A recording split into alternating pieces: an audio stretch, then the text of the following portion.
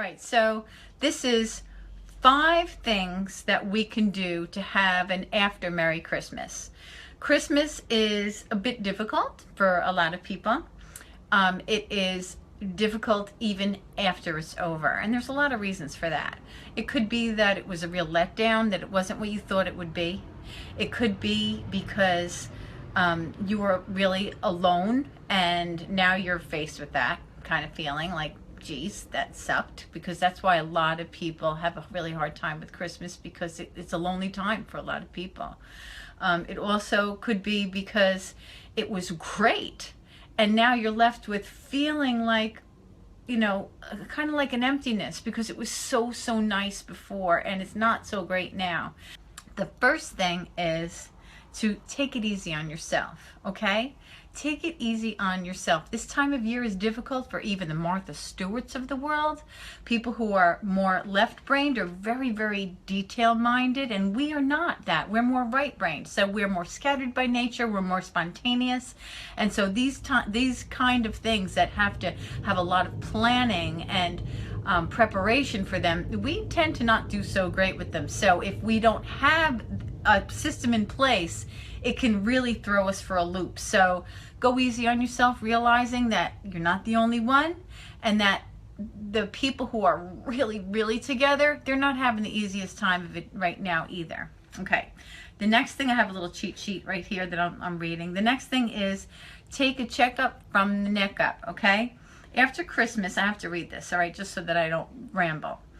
After Christmas can be even more emotionally draining than the actual holidays themselves. Do some self-care. Here's the second thing to do, okay? Do some self-care. Acknowledge any pain that you have, right? Any kind of pain, anything that you feel like a boo-boo in your heart that you feel, all right? And then don't stuff it down. We tend to stuff things down or not acknowledge them at all and kind of run away from pain, because who likes pain? But the thing is that unless we address the pain, it always stays there. God says that in the Bible, it says that we could be wounded in the spirit. So what happens if you have a physical wound and you ignore it? It gets worse and worse, right? You have to take care of a wound so that it could get better. Now, emotionally, that's the same thing. If we don't acknowledge emotional wounds, they just get worse. But we don't like to feel that way, so we ignore it. And since it's not something that you could see in the natural, then we think it really doesn't exist. But if you could be wounded in the spirit, what does that mean? It means that in the natural, you look just fine. But in the spirit, you might be in a wheelchair or a walker or walking with a cane, right? So we want to acknowledge our wounds. And how do we do that? We feel the pain. We acknowledge that it exists, right? And we ask God to heal us, that now to be healed of things like that, sometimes we have to forgive, right? Now, forgiving somebody doesn't mean what you did was okay. It means that I am going to let go of that. I'm not going to hold on to that anymore. So you're going to let go of something that's maybe somebody hurt you with, and that is now addressing a pain, all right? So that's one thing that, when we have hurt in our heart, or even we're holding on to something that we could be letting go of, like something that we've done to hurt someone, or an embarrassing thing that we did, and we keep beating ourselves up over it. Let it go. Let it go. There's a verse in the Bible also that says that God casts our sins as far as the east is from the west, and he remembers them no more. So if God can forget the baloney that we've done, then we can too. We can forget it for ourselves. He forgets it, we can. Now, this time of year is Christmas. Now, if you celebrate Christmas, you're a Christian. What did Jesus come for? He came so that we could have life and that we could have it more than abundantly. He came so that we can have forgiveness of sins. So take that celebration that we have now and say, all right, I'm going to let go of it. All the stupid stuff I did, all the crap I'm beating myself up about. And the stuff that we beat ourselves up about, it doesn't even have to be like horrible things. Sometimes we just beat ourselves up because we farted in public, or because we said something stupid to somebody. And we're like, oh, what did I say that for, right? Nothing malicious, just dumb or something like that. So just let it all go. Jesus doesn't care about it. We shouldn't either. And that's how we address those wounds in our spirit, okay? Once we do that, another verse in the Bible says that a merry does like a good medicine. So get something on that makes you laugh. Get something on that makes you happy. Put on a comedy and laugh. Put on some music that you really, really like and makes your heart joyful, okay? It's like pouring on healing balm on your wound, okay? So that's another thing you can do. Another thing is make a little housework plan.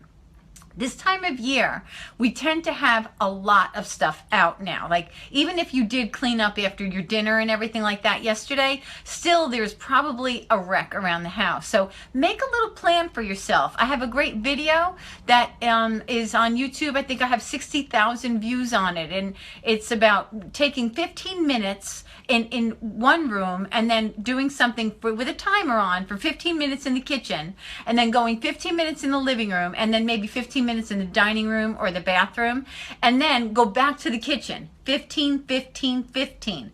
15, 15, 15. It goes a lot quicker that way. We don't feel like we're drained, like being in the kitchen, working in the kitchen for a half an hour, and also you can see a lot of progress in just 15 minutes. So it encourages you to keep on going. Okay, so that's another thing. All right, that's the third thing. Now we're on number 4. If you don't have to get up for work tomorrow, okay, or in the next few days, all right, if you don't have to get up for work tomorrow, or you don't have to get up for work in the next few days, get up and shower, dress, and groom first thing. It does something to the inside of you. It makes you feel more important. It makes you feel more productive. It makes you feel happier, and it gets you moving on your feet. So that's one thing that you can do. Now, if you do go to work during tomorrow, and you are going to be waking up and showering anyway, then wake up a half an hour earlier than you normally do, and give yourself that little piece of time to have some peace. I know it's going to feel like, how is that making me, doing anything good for me, because now I'm losing some sleep. But it gives you a real sense of peace where you're not like spilling out of the front door. You have some sense of dignity to your day. You're able to make eye contact with that person that you live with. Maybe it's your child, maybe it's your spouse, maybe it's both. And to have a little bit of a conversation. If you're alone, it gives you some kind of a feeling that you're on top of your day. You're not like rushing around like chasing your tail. All right. So that's the thing that you do if you already do get up and shower, dress, and groom right away. All right. The other thing to do is make your bed. All right. So this is the 5th thing. Make your bed. Even if your room is a wreck, all right? If your sheets need to be changed, and of course, if it's way too late and you can't change them now, then make sure that you make a plan tomorrow to change the sheets. And then make your bed whether your room is good or not, and even if you're about to get in it. This way, when you're about to get in your bed, I'm telling you, it feels different. It gives you a level of importance for yourself that changes a lot of things. All of these things are very subtle messages that we're giving to ourselves that we're important and that our life's important. Now I'm going to give you a bonus one. Drink more water, right? And have a salad, and create a little bedtime routine for yourself, okay? Now, the reason for this, and it's real important that you do this, especially this time of year, is because we have been abusing our bodies since Halloween. So if you're in the United States, Halloween starts with big bowls of chocolate. So you have been stuffing down chocolate since October. November came and you had Thanksgiving. And so what did you do in Thanksgiving? You ate and ate and ate and ate. You had parties and stuff. Then you went to parties because Christmas time's coming, and you baked. So you're eating raw cookie dough. You're baking cookies that people bring into work. You're eating more dessert. You eat more fried food because there's lots of, if you're Italian especially, lots of galamad, right? I know the pierogies are a big thing for Polish people. So those are fried, right? Lots of fried foods. Lots of foods we don't normally eat. We overeat also. So our bodies are not really in great shape. So if you drink more water, if you commit yourself to drinking more water, then you'll dilute some of that poison in your body, all right? Make it easier to go to the bathroom too, which is so necessary to get rid of the poison. Eat a big salad every day. Not only is it live food and helps you because it has enzymes in it, and we need enzymes, and it's live food, so it's really, really good for you. It also, like I said again, which, we don't like to talk about going to the bathroom, but it's really important. You go to the bathroom, you eliminate better. It also, one other thing is, it fills you up a little bit more, so does the water, so that what happens if it fills you up a little bit more? You eat less junk food, okay? You eat less junk food. So it doesn't mean you're not going to, because it's still all around, but you're going to eat less of it, all right? And another thing to do is give yourself a little bit of a bed routine. Go to sleep a little bit earlier, right? And shower, put on some nice pajamas. Even if you don't have any nice pajamas, put on a sweatsuit or something like that, something decent, and get rid of all of your junk clothes that you say, oh, I'm just going to sleep in these. You send yourself a message. Like I said, there's these subtle messages that we send ourselves that says, I'm not important. People outside of my house are more important than I am. People that I don't even know are more important than my family, because why? We dress for them, don't we? So we have to really realize what's going on. And what's going on is that we're telling ourselves all of those things, that I'm not that important. So when you do get yourself dressed for bed and all of that, it's like you're the executive of your life. You're the master of your universe. You are taking care of yourself because you're worthy. How many people feel like they're not worthy? Well, we're sending ourselves those messages all the time.